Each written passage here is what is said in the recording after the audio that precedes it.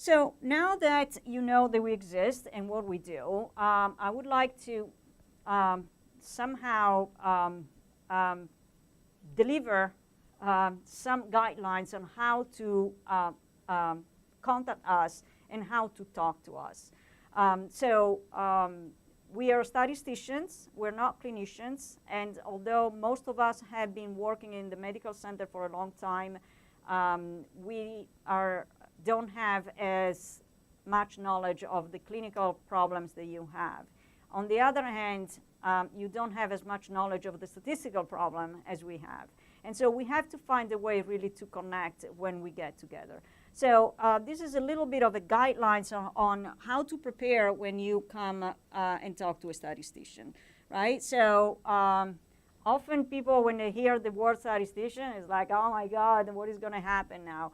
And we would like to think in better terms. So we really want to be your collaborators. We want to sit around the table with you, and we want to understand what your problems are and try to figure out how can we help you solve those problems if we can't solve these problems at all.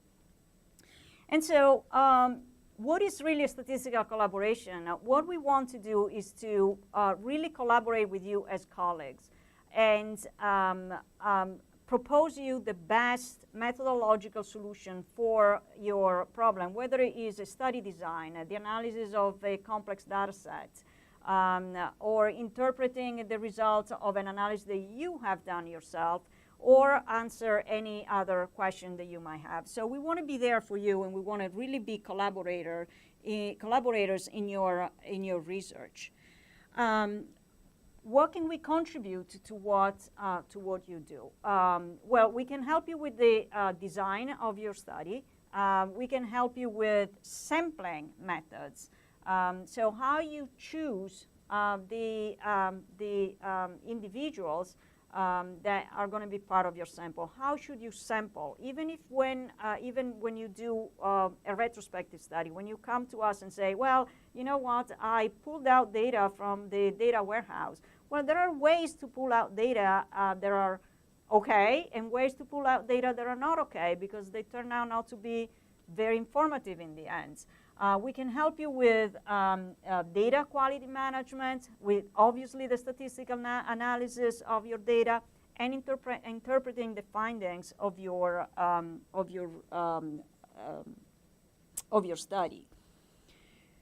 When should you come to us?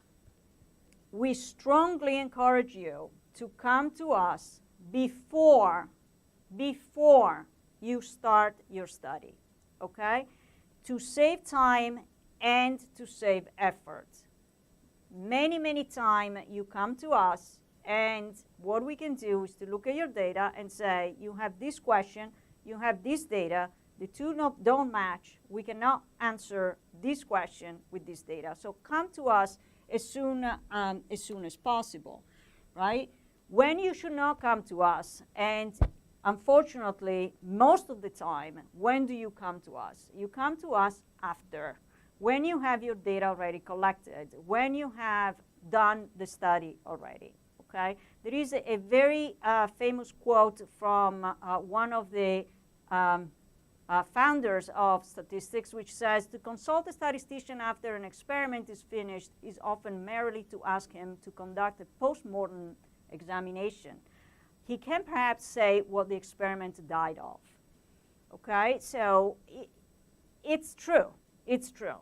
And you know, we have seen many times investigators coming to us and us saying, you know what, you didn't randomize. Sorry, this trial is not valid. You didn't stratify. Sorry, you can't answer this question. You didn't collect this variable. Sorry, that you cannot do. So to avoid your frustration, right, and to avoid our frustration as well, come to us as soon as possible.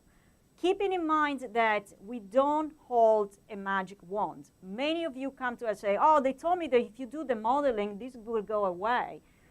It doesn't. It doesn't. The modeling is not there to fix something that is not well done to begin with. So the modeling can help to fix some that might go wrong. But the trial has to be designed, the study has to be designed well from the very, very beginning. So we cannot fix something that is not fixable, okay?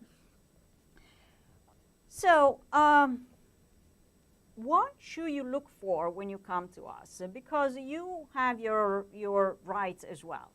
Well, you should look for somebody who has a train in statistics. So either a faculty or a master's level statistician that comes out of a statistic program.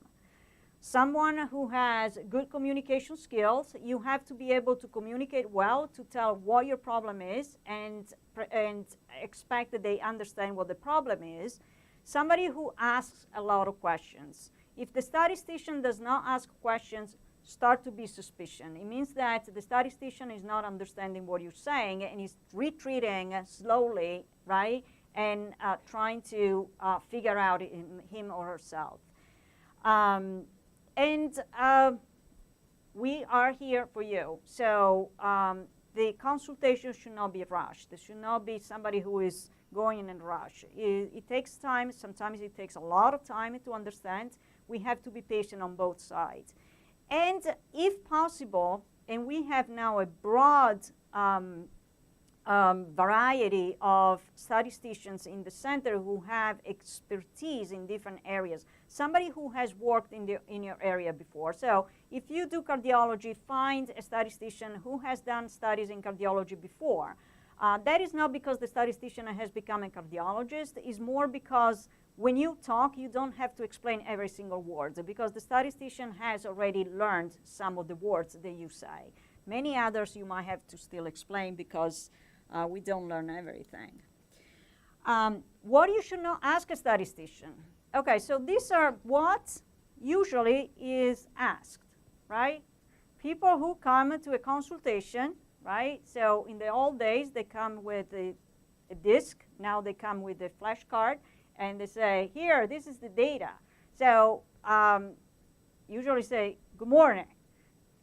Here's the data, right? So after the good morning, the second word is, here is the data. And many times is not even the flashcard, is the computer that opens, right? A laptop that opens and is, here's the data.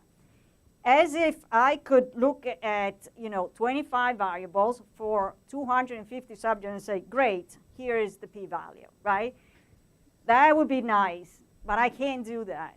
I have to know where the data comes from. I have to know what the experiment is. I have to know who these people are, and so on and so forth.